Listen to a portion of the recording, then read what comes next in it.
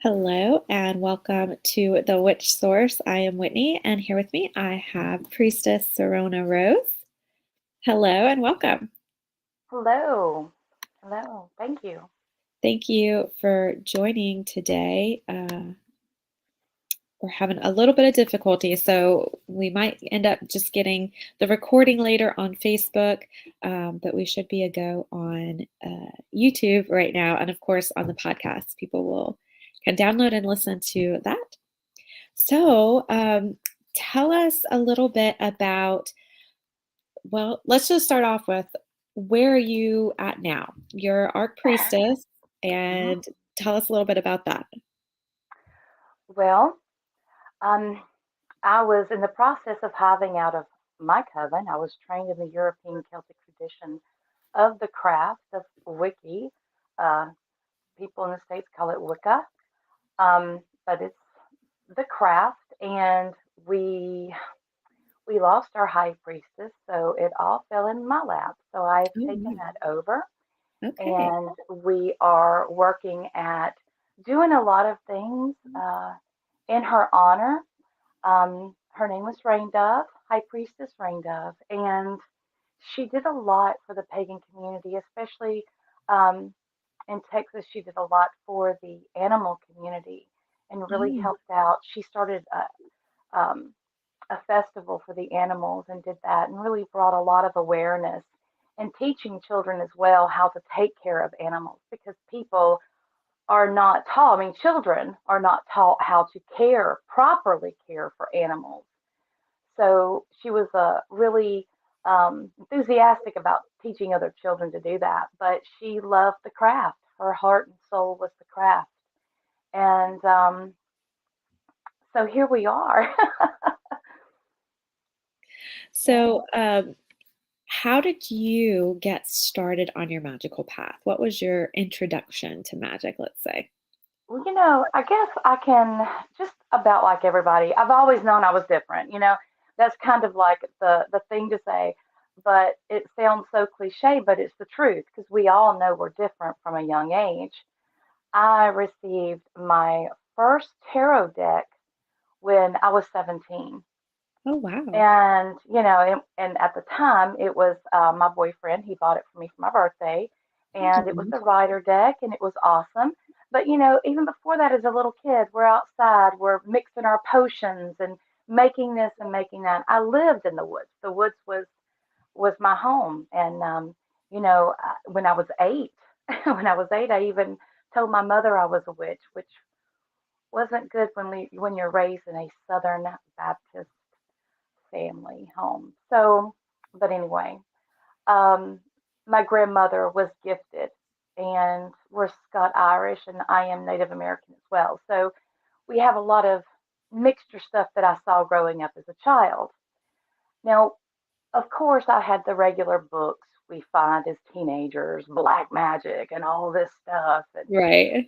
got to get our hands on all of this kind of supernatural stuff because it's so fantasized by Hollywood, Right. And I kind of went away from it because, well, I got married and had a child, and then my husband at the time joined the military, and then off Oh, we wow. were to Germany. And at that time, we did not have computers. I'm Right. giving my age away, but we didn't have it, so it was really hard to find information. You really had to dig. And it was over in Germany. I saw the book, The Celestial Prophecy, and it was when it first came out, and I was like, there's people like me. There's really people like me out there, not just in my family, but out there.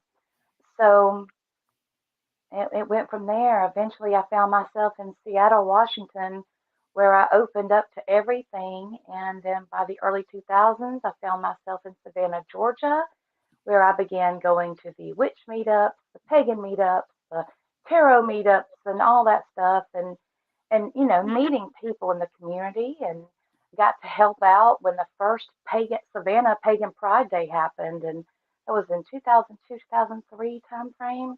Oh, wow. So yeah, and the lady that did that, she did wonderful. Adriana, she did a wonderful job bringing that, and it's still going on. in Savannah now. So, it just kind of developed. I walked on my solitary path for about 15 years. And I studied with other traditions. I studied with, of course, Gardnerians, studied with Gardnerians, Alexandrians. I studied with the Welsh, with the Dinyan men. Um, I studied with different ones, and I learned from them. I actually, physically did ritual with them, Mm. and was in that. I got my start down at Autumn Meet in Florida. So I mean, yeah, I've been there. I've been in this world for a while, and it was about 6 years ago. I was at a Savannah Pagan Pride, and I was doing readings there, and that's when I met my high priestess, and then I soon joined the coven, and I just felt home. I felt home. Wonderful. Yeah, That's I know awesome. it's so hard to wrap up very quickly because it's like, it's Yeah, 20 years. That's 20 years you're talking about. And there's a lot of stuff that happened there. I've met a lot of wonderful people that have taught me a lot of things along the way. And I just didn't know what to do with them. You know, it's like I have all these tools, I have all these pots and pans, but I don't know how to cook.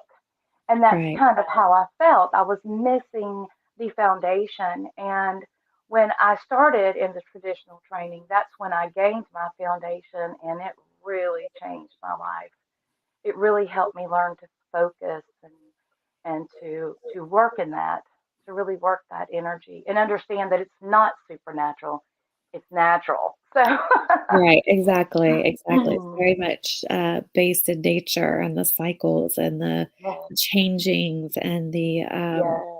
you can see it, you can find it Mhm. in You that. can smell it. Yeah, I mean, a couple of weeks ago, I knew that spring was going to be here because I walked outside on my porch and I could smell the pine sap. And I knew that, okay, I started taking allergy medicine then, but I just didn't catch it quick enough. So now our cars, I live in coastal Georgia. So um, I live down here where it's nice and hot all the time. And, there's just a sheet of yellow on all of our vehicles now. So, Oh, wow, already. yeah, already. But this is Wow. nice Yes, warm spring is area. here. Hmm. Life is abundant here. Yes, absolutely. Are you willing to share um, one of your most magical experiences um, in either as like a child or in a setting and it's something that you can share. I know there's some things that you probably can't, but Yeah, I mean, I've had a lot of things that happen. It's just like, oh my goodness. Um, some of One of the things I would like to touch on, and I wasn't going to say anything about it, but I'm feeling pulled to talk about this. So maybe somebody needs to hear this. So sure. um, I'm feeling pulled to talk about 2 years ago, um, and this was during when um, I was still in, going through a little bit of training at that time, and I was fixing to get ready to be initiated again, and I had surgery that went bad, and I ended up getting septic. So Oh, wow. I was in the hospital for almost a month, and it was a really hard time because you go into that liminal space. Mm. I ended up, my kidneys crashed. I ended up having dialysis and all the blood transfusions and all that stuff. So I went into this liminal space where it was the in between. And many people will call that the initiation of the underworld. And you go through this and you see things, it's like the world is upside down. And you see things in a slightly different way. And you're explain things in a different way. And it all made sense to me because I knew what I was seeing. You know, there's a lot of people that go through these spiritual experiences like this, and they don't understand what that is, and they don't understand how to communicate what they're seeing, and by that they misinterpret the whole situation. They think maybe it's evil or it's wrong or it's bad, but this is a point to where we have to think about the goddess Inanna, how she descended into the underworld. And, you know, there's also, you know, we hear the Persephone also going into the underworld, but more, I lean more towards Inanna.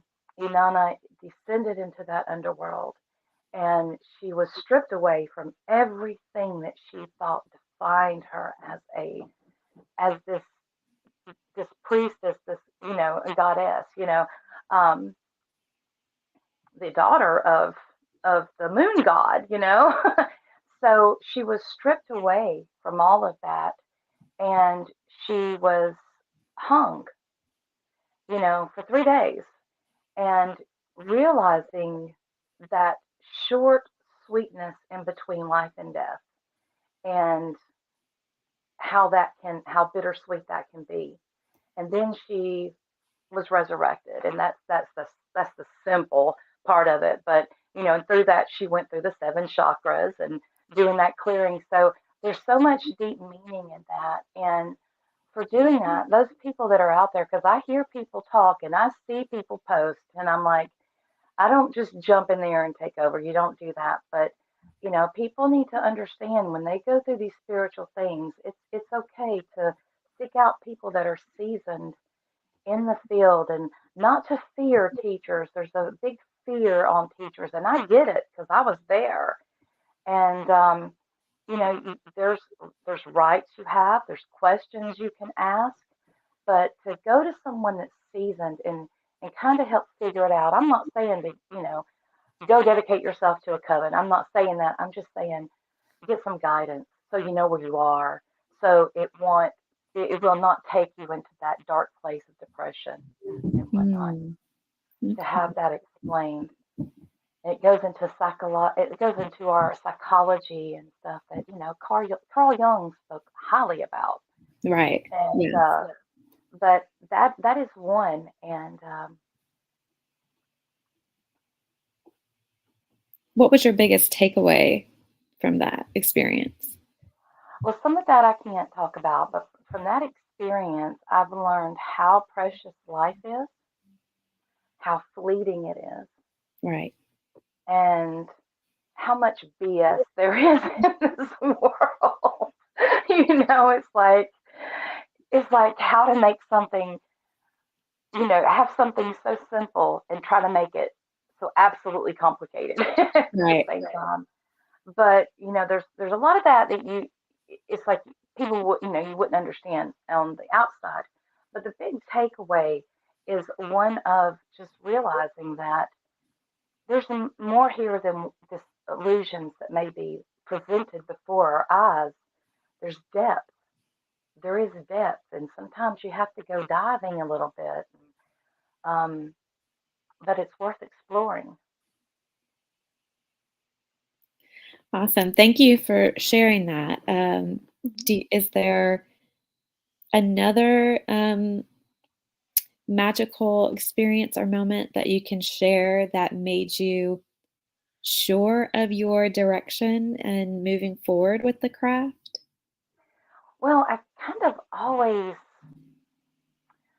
always had things present themselves. Like, for example, when I moved up to North Carolina for a little bit, I was living down in Savannah, and my husband at the time had got a job up in North Carolina. So we moved up there, and the whole time I was up there, I was in these classes, and then I got ordained. I had to go to a class and get ordained because at that time in North Carolina, they did not honor online ordination.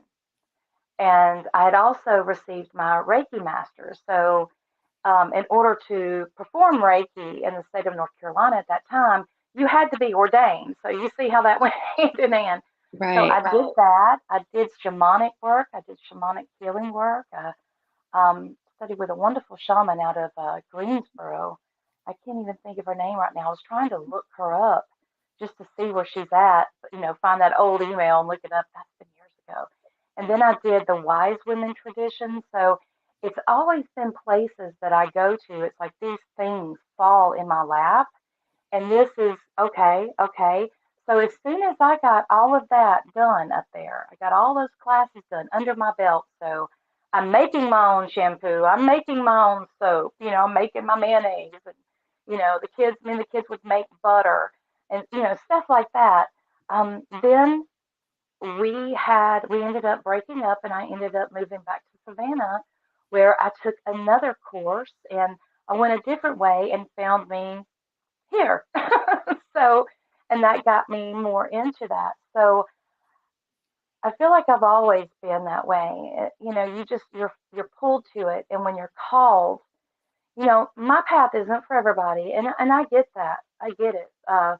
The priestess path is a very hard path.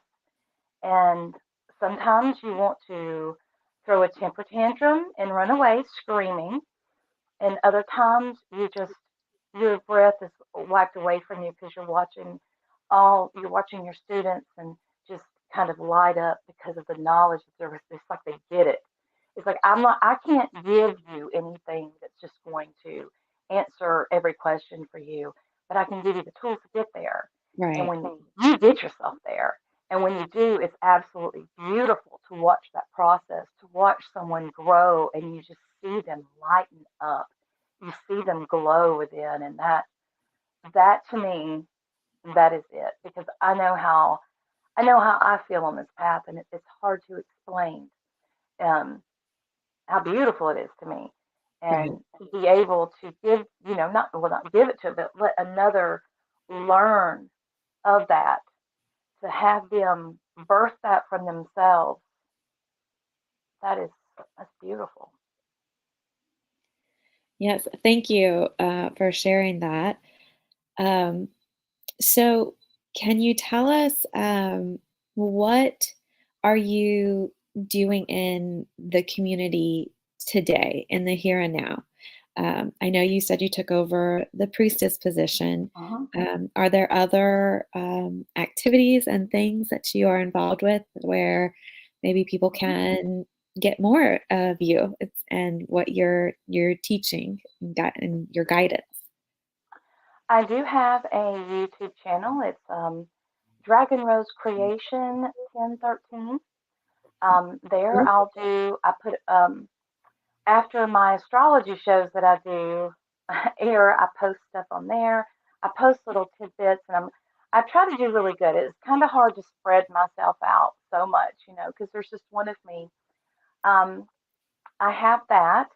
And like I just stated, I have the AstroTarot Show that airs on Wednesday nights at 8 p.m. on FringeTV.Online.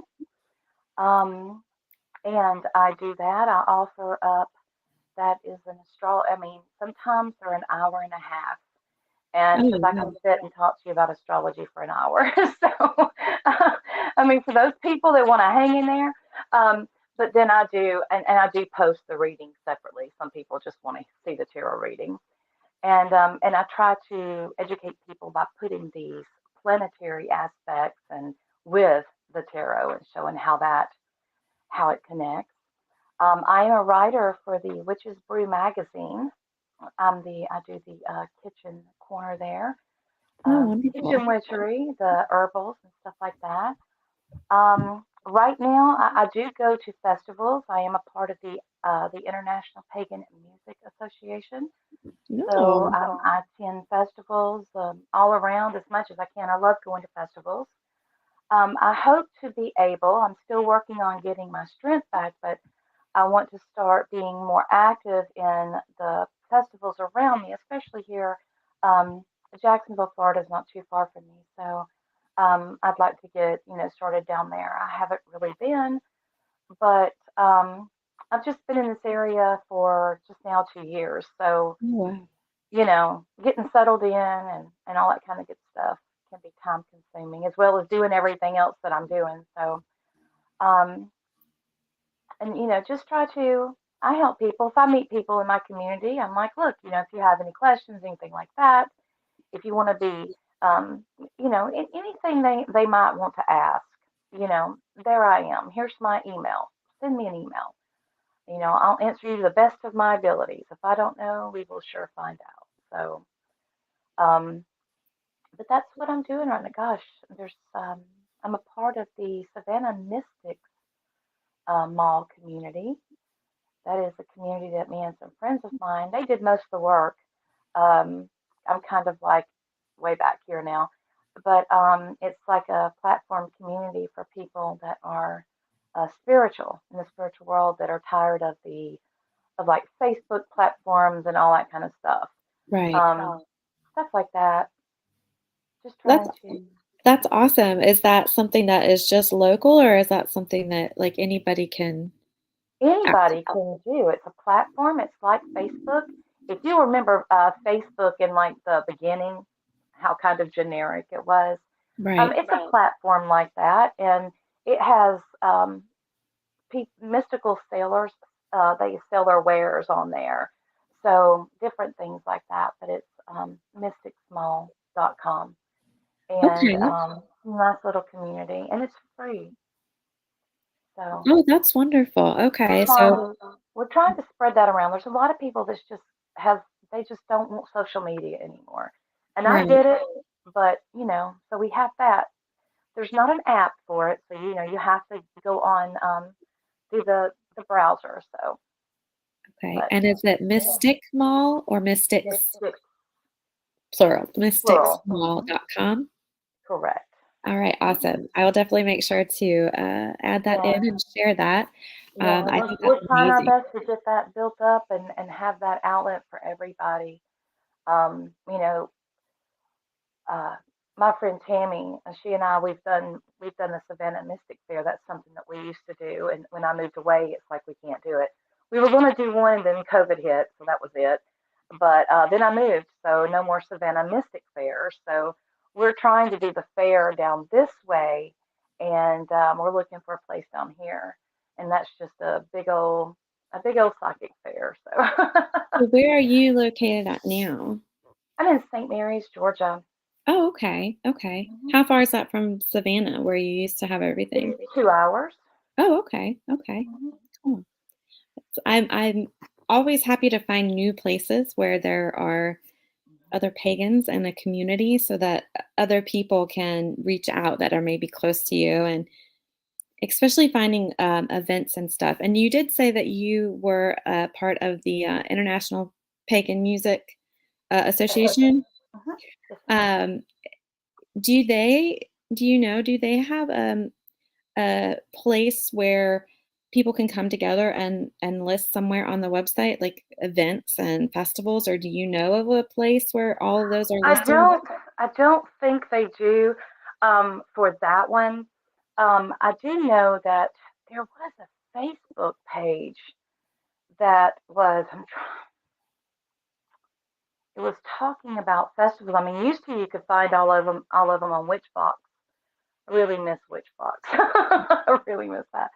Um, there used to be a Facebook page, but offhand, that's something that's very much needed um, in our community. And I for those agree. that want to tackle something like that, have some kind of have some kind of page where you can list all the festivals that are going on because there's festivals that were going on around me that I had no idea about Right, until exactly. I got involved in all this, and I'm like, wow. You know, So, well, being the witch source, maybe that's something I need to work on is add a place and um, make all these connections that I'm getting doing these lovely interviews and start mhm. listing where it's a source, because that's the whole point, is to be a resource for witches That's to be able to right. go to and connect. Mhm. So I think that's a great idea, and maybe we can connect and get some stuff worked out, Yeah. get it started so I can get some events listed, because I really think that's so valuable. I hear so often, and you are probably so familiar with this, people think they're alone. Yes. They think they're completely alone. They think that there's no pagan community around them available. And I think people would be so surprised at the number of like-minded people that are near them. And it only takes a few getting together to say, hey, let's try to do an event. Right. And then you get more people coming, then you get the turnout, and you can find out, there are people. Is that basically how you got started with some of your events? When I worked for a ghost tour company for a little bit, Oh, wow. and in part of that, what I had to do is put events together. And I worked with my friend Tammy, and she taught me how to do event planning and that sort of thing. So we would create like these paranormal hunts. I hate calling them hunts, but like an investigation, paranormal investigation. We would do stuff like that, and living in Savannah, it was just A great place for it. yeah, it was one of the tour company that I worked for at the time was one of the oldest walking tour companies there. So we had a they had a little bit of clout. So we got to do a lot of things that some may not have, some of the investigation. So I learned how to do that. And that's how I learned how to do festivals, because what was going on at the time is there was nothing for no kind of psychic fair, no kind of nothing going on. And I noticed that we would do it like every 3 months. Like every Oh, 3 months, we would do something like that. And everybody loved it. We did it at different places. We had friends that had shops. They had yoga studios and stuff like that. So we would go from place to place. And then we noticed there was like this bigger company that came through that did the psychic fair. And I'm like, wow, okay.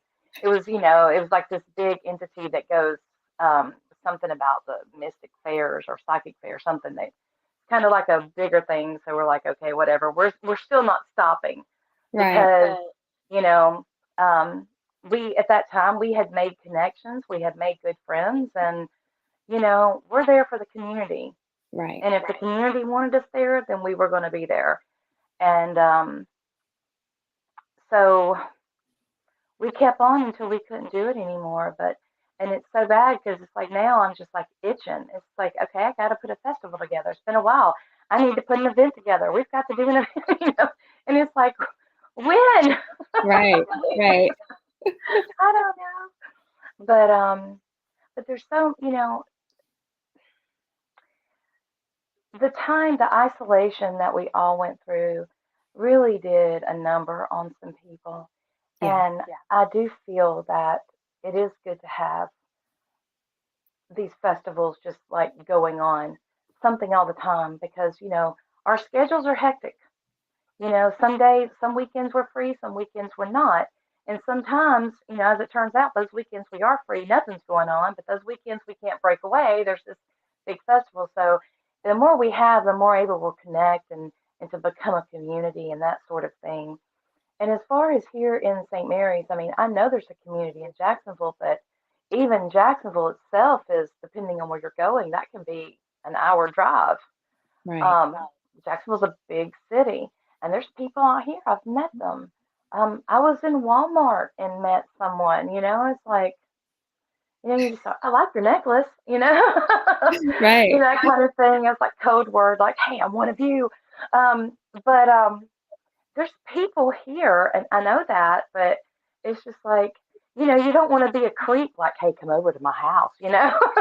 Right, right. You don't want to be the creeper. So I don't know. I think it's a good idea and to find some place that, because going to people's houses can be scary for other people, and some people don't want to open up their houses to people. True. Um, but finding those places and just even going to a park, say, hey, let's meet at the park. It's a public park. Right, You can go exactly. have a picnic at a public park. It Yes. doesn't matter, you know.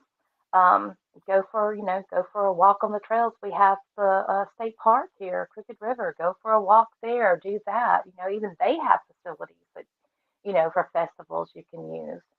So just different stuff like that. And it's the problem with creating the festivals and stuff is getting people to help you because everybody wants to party, but nobody wants to work. And hey, love to party too, but that work's got to come first. Right. You gotta have that. You gotta have that work if you want that dream, you know. But I think that's a good idea to be a source like that. That's a good idea because a lot of people just, They I don't know where to remember, turn. Yeah. I remember. It's very sad, especially if they're living in households that do not support their lifestyle. Right. And I think that's what we find a lot of here with the Witch Source. When I get emails, that's a lot of what I get is they're new to the path, and the people around them aren't very open to it, so it's not something that they can talk about. So that's why so many of them love listening to the podcast, because they can get that information. They can get that sense of, okay, I'm not alone. There are other people out there. And that was the whole reason I started the podcast, because I wasn't finding what I wanted. Right. I didn't see the information out there that I wanted. So I was like, okay, well, I'm going to put it out there. So you have Yes, to you start somewhere. You do. You have to start somewhere, and it doesn't matter where you are. You can always start. And I've had people that's come to this path that's older than me, older than me, and are just now able to come to the path and to do, and to walk their spiritual walk, to do what their soul is calling them to do. So, it can any walk, any time of life, you can just open up to it. Oh, yeah. Oh, yeah. And I think that, it doesn't matter the age, it's still scary. It's Yes. still scary because we've all heard about the crazy cults out there that's going to get us. And while there are some of them out there, True. Yeah. um, you know, there's some people that are actually okay. Right. Right. You That just are in it for the right reason and want to just share the right, information and not push anybody in a certain direction. right. Yeah, Well, it's not about power. It's not about gaining power. exactly. Um, it's when in one of my trainings, you had to learn the difference between a leader and a boss. What is a leader and a boss? And everybody takes that word boss and they don't, they think it's great, but a boss is not what a leader is.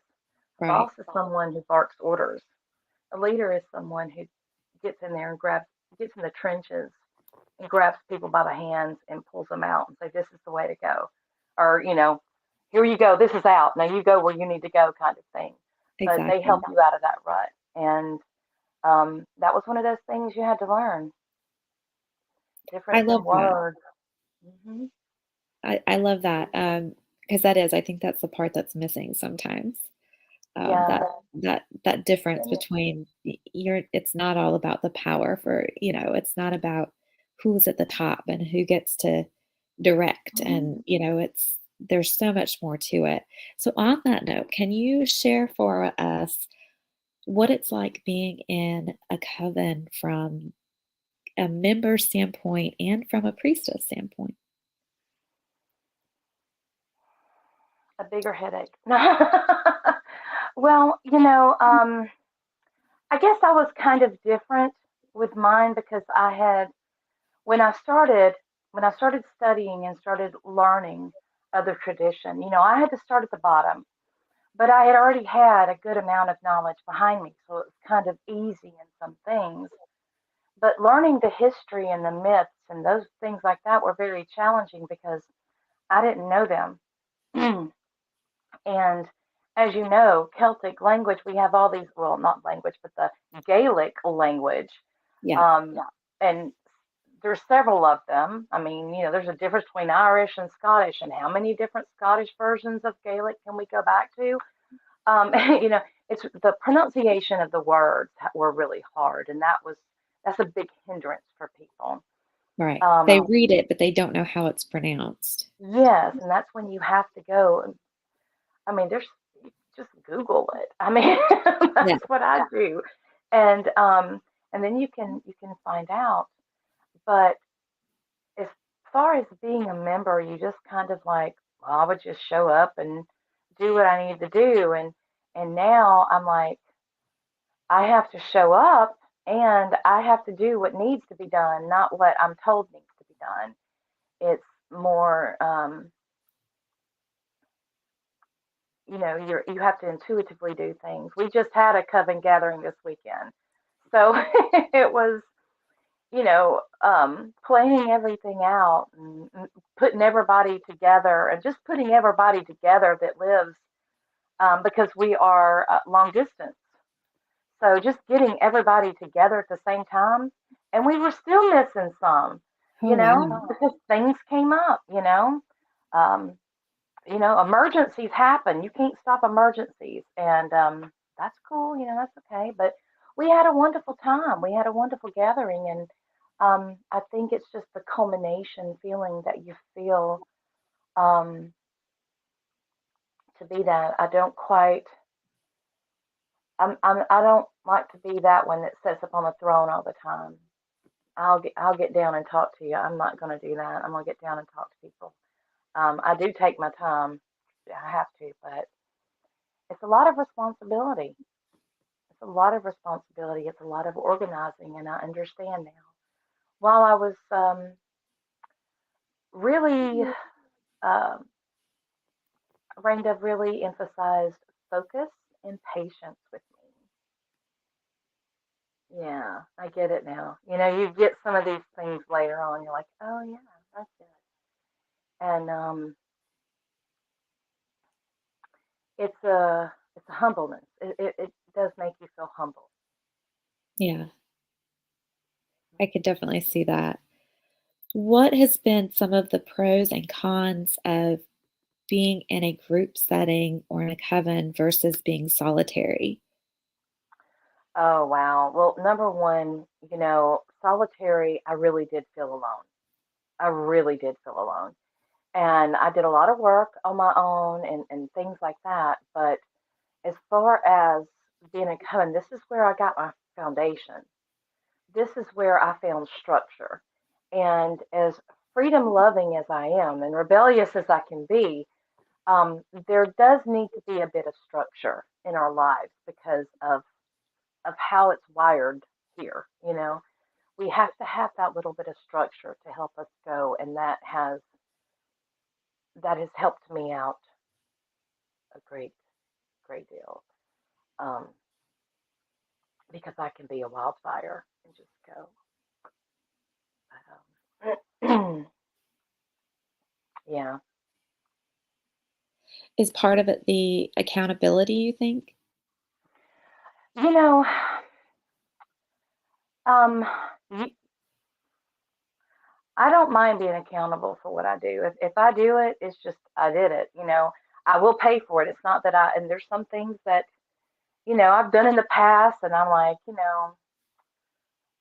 sorry, I don't do everything maliciously. That's not my intent. But accountability, oh yeah, 100%. I have it. It all falls with me. Every bit of it falls with me. Right, And but in saying that, you can only lead a horse to water. right. So I can only help you so far, and I can only encourage you so far, and you have to do that. Um, people just they don't want to learn sometimes. They just have this idea of how things are supposed to be, and they're set on that. So they're set on this fantastical ideal they have planned for them, and they're not looking at, well, this is reality. That's beautiful and all, that's wonderful, but this is where we are. It's just, especially if they're coming out of, our mainstream religions. Hmm. If they're coming out of that, that can be, and it is about deprogramming yourself. Right, That is one thing that we take for granted, is the deprogramming part, because you have to rewire your mind, because in our world, there's not a sin. right, I mean, and, when we look at energy, energy is neither good nor bad. It is what it is, what it is. It's our perceptions, it's our intent, it's what we will it into being. So there's that, and there's like the typical way of of older thinking that you can pull back into about submissiveness and, things like that. It's like, you've got to stand up with you. To me, this path is all about, even though it's not pushed that way, it is all about self-empowerment. Yes. All about it. It is about getting off your knees and standing up and being self-sufficient in your right, taking your sovereignty, learning how to take care of you. Do not trust another person to take care of you, because they will not. You will be the last thing on their list. Right. So as long as you have yourself covered, you know that you and yours can be taken care of. And that's what this path does. It says, get off your butt. My high priestess used to always tell me, she said, look, the goddess will help you, but she's not going to slide a cheeseburger underneath your door. She's like, you Right. got to get up and you got to work. And yeah, it was hard. I worked hard to get through the training that I did. I worked very hard. Many times I wanted to walk away. Many times, but it's like that whole thing is, when you're spiritually evolving, you're having this, they call it the shadow or the ego part of you. You go back and forth, and you end up being drugged by your hair, and you're kicking and screaming the whole time. And then you just learn that you have to surrender. It's about surrendering, not in essence to some deity, for example, but to that flow. Right. And it's a bigger picture there. There's a bigger picture there, and an understanding. I'm one that I believe that our birth charts, when we come into this world, that our birth charts are like a blueprint, and it's something that we are wanting to work on in this. We look at our north node, where we're going. We look at our south node, where we've been. This is what we're coming out of, and this is what we're having to transform into. And that's, I don't think we just appear here and then just go away. We're here for a reason, and all of us have different gifts and skills, and all unique. It doesn't matter if there's 12 Reiki Masters. I promise you, all 12 of them do healing different. Every Right. single one of them. No matter if they're trained in the same techniques, everything. It's just their energetic expression is different. And that matters. And in order to get that clarity, one has to be clear and balanced and grounded and centered within themselves. And that's work. That's work. It is. It really is, especially whether you are in a group, and especially if you're solitary, like you said, doing that work is where it's at, and it's Mhm. not easy work. No. I think a lot of witches have this idea that, they're just going to get into magic, and there's going to be these magical rituals and spells, Mhm. and their life is going to just be magically turned around. They're going to wake up one day and everything's going to just magically be put into place. And that's not so. That's not how it works at all. You work slowly but surely at it every day. And then Mhm. one day you might wake up and say, I did it. Ah. I love the life that I have, and I love everything that is around me. And I appreciate the fact that I'm here and everything I did to get here. Um, Right. and that's the magic. That process is part of the magic. Mhm. Right. And um, one of the things too is that, you know, people do come to this path to get into magic or doing spells. And honestly, in our tradition, and in many traditions, and many witches I know, that, I mean, longtime witches that have been witches for 40, 50 years, they'll tell you that spell work and magic, that's one of the last things to go to, because you are supposed to be magic. Yes. Everything that you do, from stirring the soup to stirring your coffee, putting your makeup on, all of that is a part of, it can be incorporated Yes. into that. You are magic. You are. You don't have to do these incantations every single day. I mean, yeah, if you want to do affirmations, incantations, spell work, stuff like that. You don't have to do that. And I see these spell a day kind of things. And I guess it's cute. And I'm not trying to judge anybody. I'm just saying you don't have to do that. Right. It's within you. And, sometimes we can make talismans or we can make these little charms and stuff to kind of empower that, Right. Reinforce you it. know, right. But we don't have to work, like that um, all the time. I mean, unless you're doing some really serious working, Right. but it shouldn't be the go-to. And that's what I see a lot in the community is it's a go-to. I Right. mean, when you can go to Five Below. I mean, and I know, I mean, hey, people do it. That's cool. I get it. But you got white sage and you got all this stuff here, and it's kind of like, You got the incense and you got the crystals and you got the yeah, books and you've got the cards and right. And it's like, well, it's wonderful that it's out. I right. mean, considering when I was younger, in the bookstore that my boyfriend bought my tarot cards from, that was the only set in there. They Right. had this one section that was occult, one little section, and the rest of it was, regular stuff. But um, I kind of feel sometimes that it takes the sacredness out of things when it's exploited that way. But then Mhm. again, I mean, it's getting those items to people who wouldn't normally have those items. True. So then we get the sword, right? The double-edged sword. Exactly. It truly is. And a lot of times now I'm finding that they're moving the magical occult to the self-help section or Hmm. putting it right next to it. But there's a reason for that Oh, too. You know, yeah, yeah. There is a reason, but we don't want to have people out and doing crazy stuff. right. People will do crazy stuff, um, or accuse you of doing crazy stuff. True. And that's one thing that people don't realize too. And that's, you know, everybody when they're like, oh, they wake up one day and I'm a witch, and which is wonderful, but that's great, but you don't want to be screaming that. Right.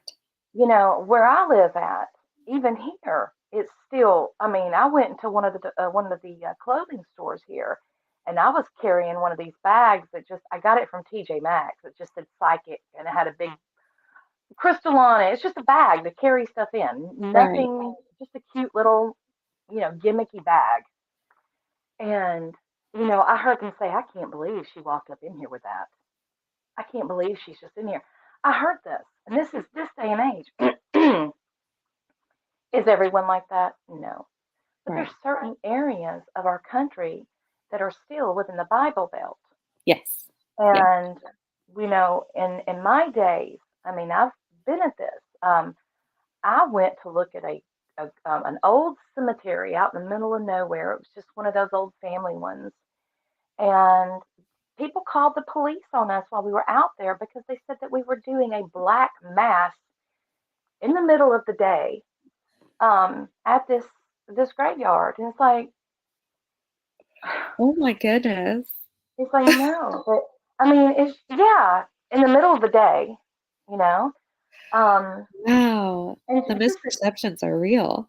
hmm I mean, they're very much real. Some people really think. I think the biggest thing is when you tell somebody that you're pagan is, oh, pagans are evil. Do they worship the devil? They Right. think that of all, not just to them, pagans are evil people that are bad. And I'm like, if you only knew the true history, Right. because even, when we look at history, it's not just a certain people that's been lied to.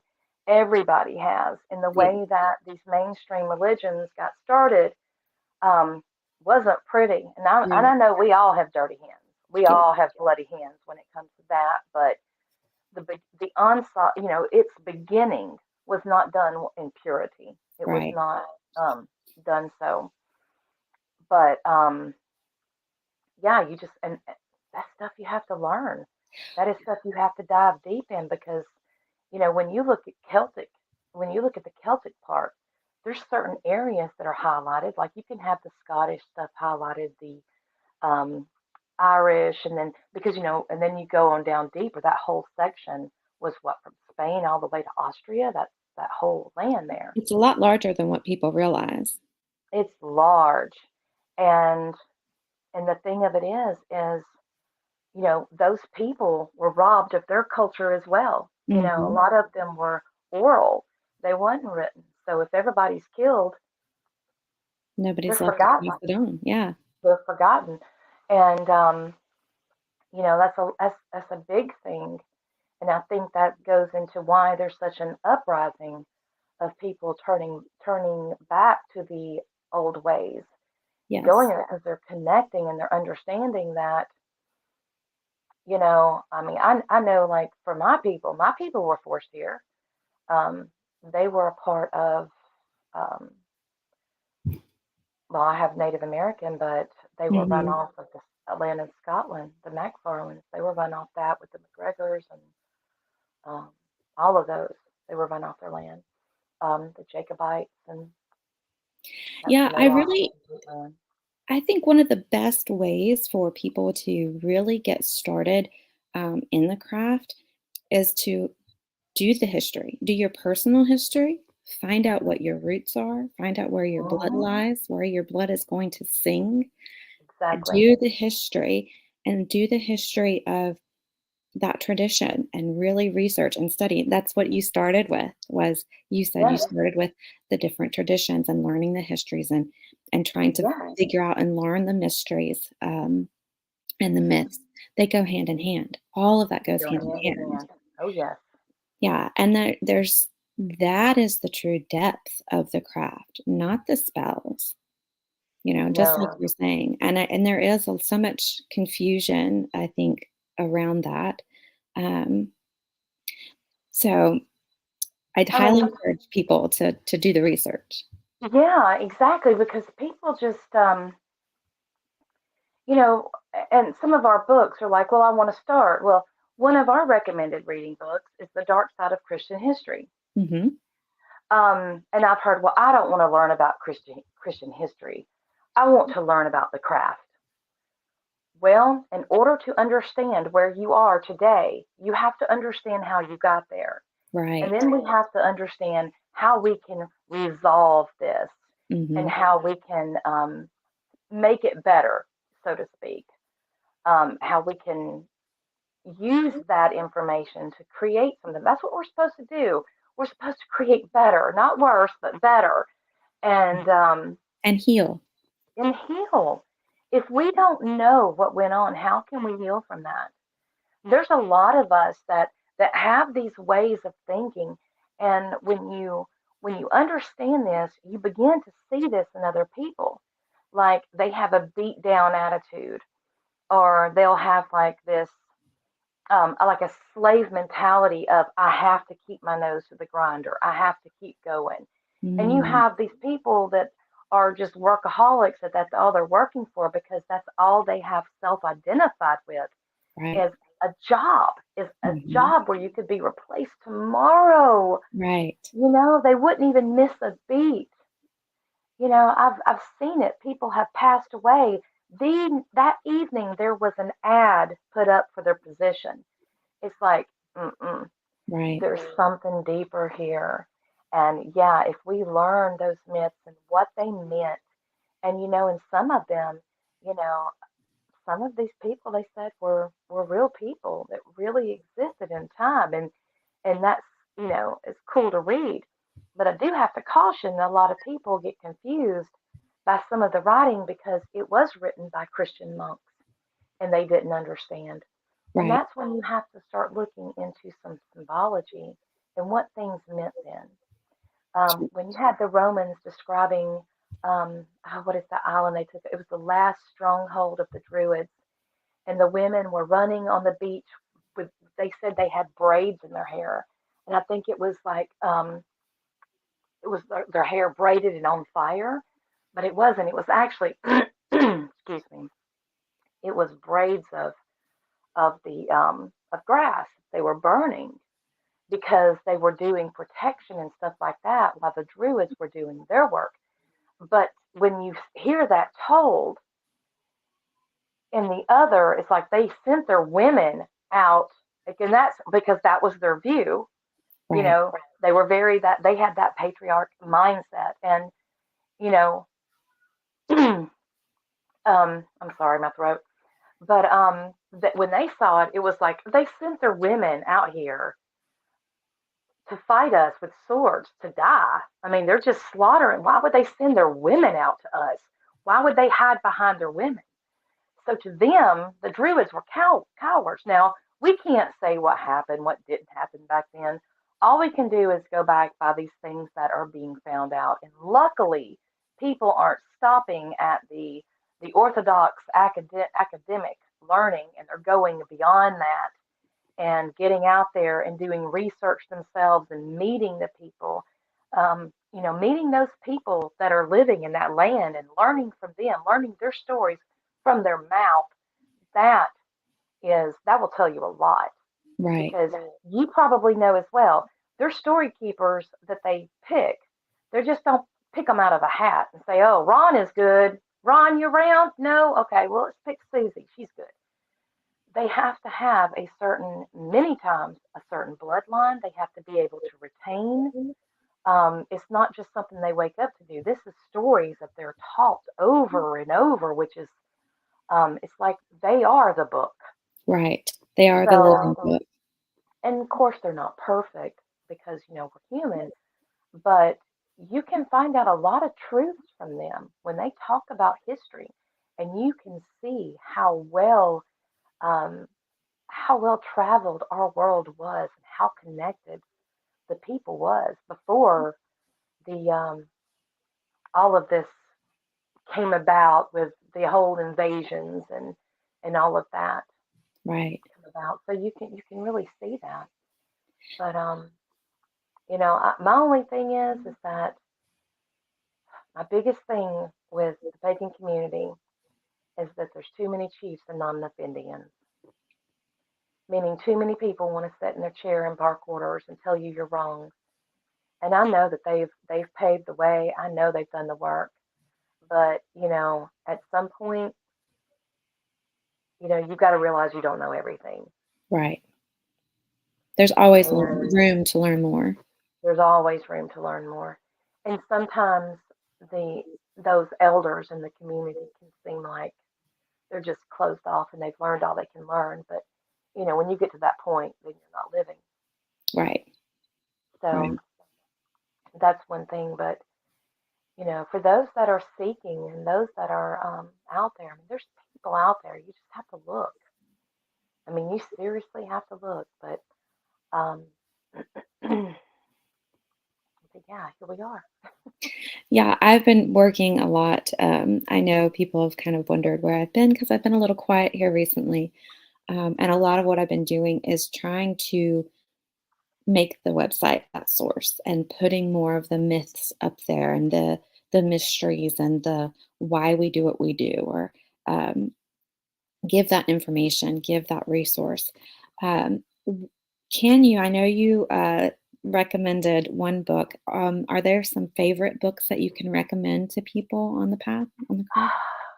See here. One of my go-tos is, and I want to show you I bet I put it up, is The Witch's Bible by Janet Bearer, and I can't remember his name. Okay, I can look it up. That one's good. It's The Witch's Bible. That is really good. It's got all the Sabbats in there, and it explains what's going on in those Sabbats. Those are very important, um, to know, so you can break it down and understand what it's about. And the thing is, and I encourage people also around these Sabbats. We just had Imbolc, so Hmm. write in your journal what is going on now. And they're like, I have to write about this every time, every year. Yes, because it's an unfolding. There's something new every year that is teaching you. So Right. journals is a must. You have to buy a journal, and keep that. I have one for my dreams. I have one for moons. I have one for Sabbats. I do that. We are on the same page with that. I always recommend starting with a journal. Yes, start with a journal. Wow, these are.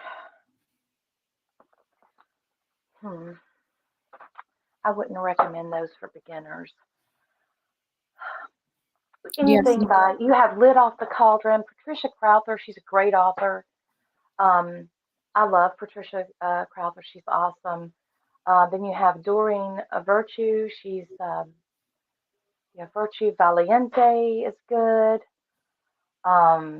All of those older authors, and I get really paranoid about mentioning some of these newer authors because I heard the big scandal that they wasn't actually authors. They had paid they paid ghostwriters. Some of them were, and I'm like, oh my goodness, who was that?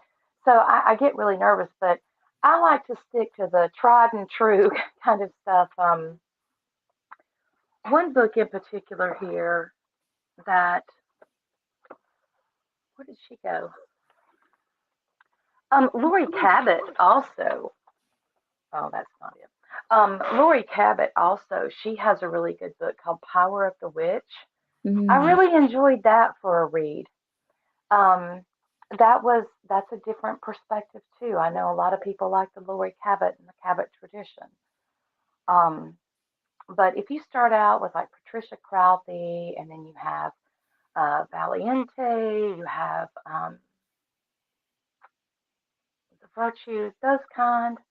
And Witchcraft Today by Gerald Gardner. I mean, I know some people don't care for him, but that's a good book. Right. You know, and the information. Because, yeah, it's got good information in it. It's not about his personality and his character. It's about information that he has obtained. And but Gerald Gardner, he did a lot for the community, no matter what people want to say. But I'd start with those. I would start with those authors and go from there. Wonderful. If somebody is interested in getting started in a coven, what are your top 3 suggestions in feeling out joining a coven? Well, there is a Seeker's Bill of Rights that is out. If you are approached, or you know someone you want to join the coven, always ask your priest, whoever's running it, their upline. Ask them about their history. Ask them how long they've been on the path. They should not have a problem answering you. If somebody is claiming a tradition, they will not have a problem giving you an upline. And even if you want references, they'll give you references as well. You can ask for references. I know some people won't do that, and some people, will shy away from that. But yeah, this is important. You're working with people on an energetic level. Right. Energy is very, very important. Also, with us, our coven is closed. And a lot of times you will find that every now and then those closed covens will open up. And if they do, just see how it works, because I'm not really one for having that open kind where there can be different people there all the time while you're doing workings. It's okay every now and then to invite people in and to share to share in the celebration, that Right. sort of thing. But pay attention to the people there. Also, consistency. Is this person consistent? Do they do things they say they're going to do? Sure, we're all human. We all make mistakes. We all forget. We have to reschedule. We get it. That's cool. But are they respectful about it? Or is this something that keeps happening over and over again? Because that just kind of is like flakiness. Also, things, they shouldn't ask you to do things that are illegal, or things that would, like, say for instance, you own a shop, okay, and you sell your wares there.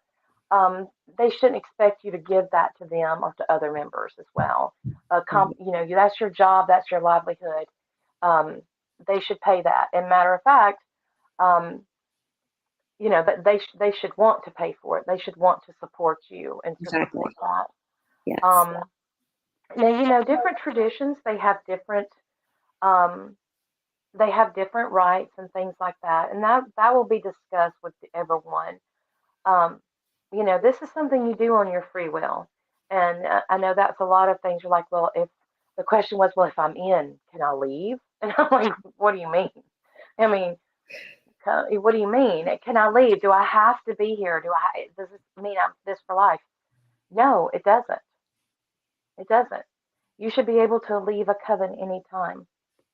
Now, how they go about that is completely up to them. Whatever they do, um, different different covens have different bylaws. So, yeah, you can anytime you can go. Um, some people it just gets too much and they just need to step back. It's just they can't handle it all. And that's Right. okay. That's okay. I get it. I feel like that sometimes too. Like, what did I do? Um, but yeah, I mean, just pay attention. If something is seeming sketchy or off, investigate it. Right. Investigate it. Don't be afraid to ask questions. And even when those things that are there, the questions that are asked, because some of the stuff is coven business and that's fine, but they will try to answer you in the best way that they can, you know. And like I said, it's not some secret that you're just. It's just how it is. It's like this is the tradition. If you want to know it, then you have to join the tradition. Right. Right. But yeah, I've heard the stories about it. I've heard the stories about some of these covens, and I'm like, what? There was this one coven in Savannah. The girl was claiming to be Gardnerian, and she's claiming to be of Gardnerian lineage and an actual tradition there. She would only give her magical name, and that's fine. That's fine. You have every right to keep your public name to yourself. I mean, usually the leader of it would the priest or priestess would have that information, but that's fine. You don't have to broadcast that, but it's good if you do because it sets up a form of trust. Right. But I could not find, and I've looked on the Gardenerian Seeker page on Facebook and asked around because I know some up there people. Nobody heard of her. So I'm so sorry. It's okay. We've talked a lot. I do that. I talk a lot. Um, but nobody, and she wouldn't answer questions by people, and I'm like, and you're still going there? Well, yeah, it's like, okay, you just don't want to be alone. People Right. go sometimes because they just don't want to be alone, and they like the socialization of it. But if people won't answer your questions, that's red flags. Right. I mean, if they can't, that's one thing. But if they can, that's entirely different. Um, but yeah, it's the Seeker's Bill of Rights. I mean, I'm sure they can Google that. Um, I know that it's on the Witchcraft Teachings, the core. I know it was on there. I've put it on my group, the Cauldron of Allen. Um, but I'm sure they can go to Seeker's Bill of Rights, and they Right. have that. They have that. But now, the other thing that people have to understand is that just because you go and petition doesn't mean you're going to get in True. because you may not be a good match for that coven. And that's not personal. Right. That's not personal. Some people try to fit into places that they don't really fit into. And maybe you just don't, everybody don't get along. And you can't have a coven like that. You can't have a coven running smooth where people are not getting along. Having Right. spats and having disagreements is one thing, but you have to have that connection. True. Very true. Um, Yeah. Yeah. I think that was one of the biggest problems that Buckland had when he brought that knowledge to the States. Is everybody wanted him to train him, and he couldn't. Right. He's Right. one person. Very true. Yes. Mm-hmm. All right. Well, thank you so much for You're very joining me welcome. today. Is there anything else you wanted to talk about or mention that we haven't covered? No, just go listen to my astrology. It's Yeah, tell us again how everyone can find that, because I would love to okay. sit in and listen. What do you share like for the week? Is it the astrology for the week or the month? I share it for the week, and it airs every Wednesday on FringeTV.Online at 8 p.m. And that's 8 p.m. wherever you are, because it's an internet TV, so it's different in different countries. So it's 8 Oh, p.m. on Wednesday, wherever you are. You can find me on YouTube. It's at Dragon Rose Creations 1013. That's 1013. And I also have Spotify as well. It's Inner Wisdom. It's INNER Wisdoms. I do that on Facebook. okay. You can find me Astro Tarot with Sirona Rose. Very simple. So you can find me there. I am on Rumble, and that's Sirona Rose.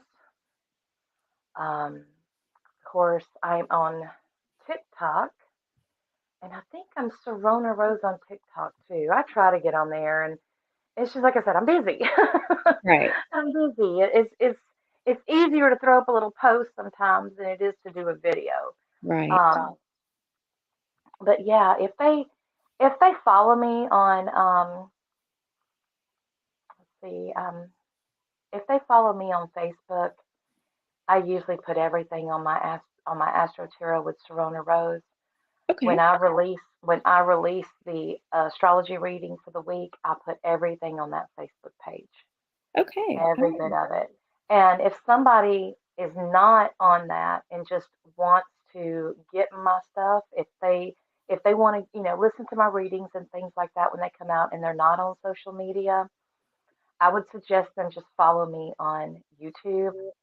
And again, that's at Dragon Rose Creations 1013. That would be the best one. All right, awesome. Well, thank you so much for joining me. I would love to get together again in the future and talk some more, especially if you happen to get some events ready and we can talk about those. If that Yeah. happens to come up again, which I hope it does. Well, we're getting ready to we're planning out the International Pagan Music Association Awards, Oh, and good. those are really good. If everybody likes pagan musicians, um, and we'll get that up, and I'll let you know about that too. That is in the making. So, Awesome. and there is a place tag is coming up. It's Trees of Avalon Gathering. Okay. That's coming up in April or May. But if they look up Trees of Avalon Gathering, they'll be Awesome. able to find that. I'm having to close my eyes and see the word. But yeah. But as soon as I've got your contact, so as soon as I find out about anything, I'll let you know as well.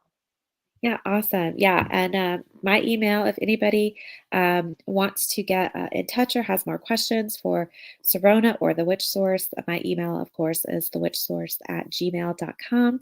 Anybody can reach out if you have a request of somebody that you want to have interviewed, or if you ever have questions about someone we've interviewed or want more contact information, you can reach us there. Thank you so much for being here. I can't wait to share your information out with the world. And yeah, I think that's it from us. So thank Yeah. you. Thank you. Have a Have a, wonderful rest of your day. you too. Thank you. Bye. Bye. Stay Bye.